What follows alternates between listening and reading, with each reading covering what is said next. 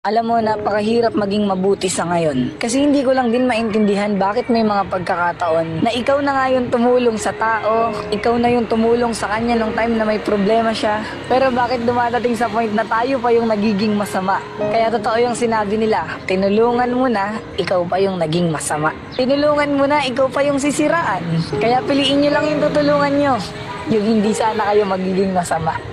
Minsan, mas maganda pa kausapin yung taong may mali kaysa sa taong ang tingin sa sarili ay laging tama. Meron ka bang kakilalang nagsisimba nga tuwing linggo pero tsismosa naman mula Lunes hanggang Sabado? 5 pag-uugali ng mga taong mababa ang luha at mabilis umiyak. 1. Mabait at mapagbigay sa kapwa. 2. Mabuti ang puso at matulungin. 3. Matampuhin. 4. Mahirap makalimot. At ang pang-5, mabilis masaktan. Kung may galit ka sa isang tao, kumprontahin mo. Hindi yung magre-recruit ka pa ng ibang tao para lang makahanap ng kakampi. Be matured enough. Nasa tamang edad at pag-iisip ka na. Kaya huwag kang umasta na parang bata. Heto ang mga ugali ng lalaking hindi babaero. Una, antukin at laging gutom. Pangalawa, mahiyain at torpe. Pangatlo, medyo suplado. Pang-apat, malambing at masikaso. At ang panghuli, bahay trabaho lang. Hindi na baling patong-patong ang problema. Basta wag ka lang papatong sa hindi mo asawa. Paalala, busugin lagi ang asawa para hindi kumain ng iba. Mag-iingat ka.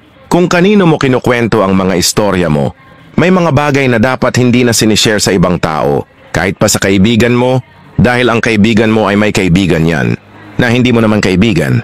Baka magulat ka bukas makalawa.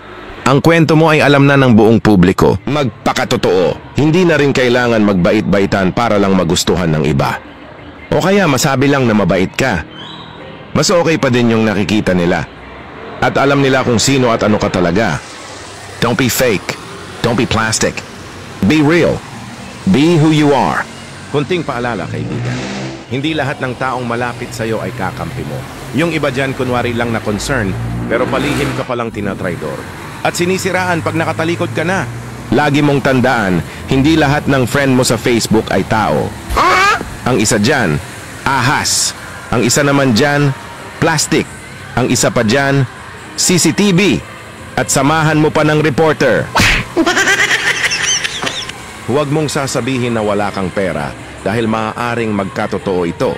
Kahit may barya o maliliit na halaga ka, pera pa rin yan.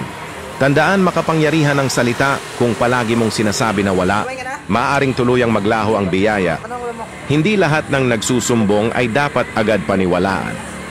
Minsan, sila pa ang pinakamagaling gumawa ng kwento para pagtakpan ang sarili.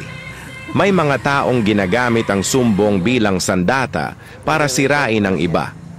Kaya bago husgahan, alamin muna ang buong kwento dahil hindi lahat ng maingay totoo ang sinasabi. Na ipagtanggol ang mali.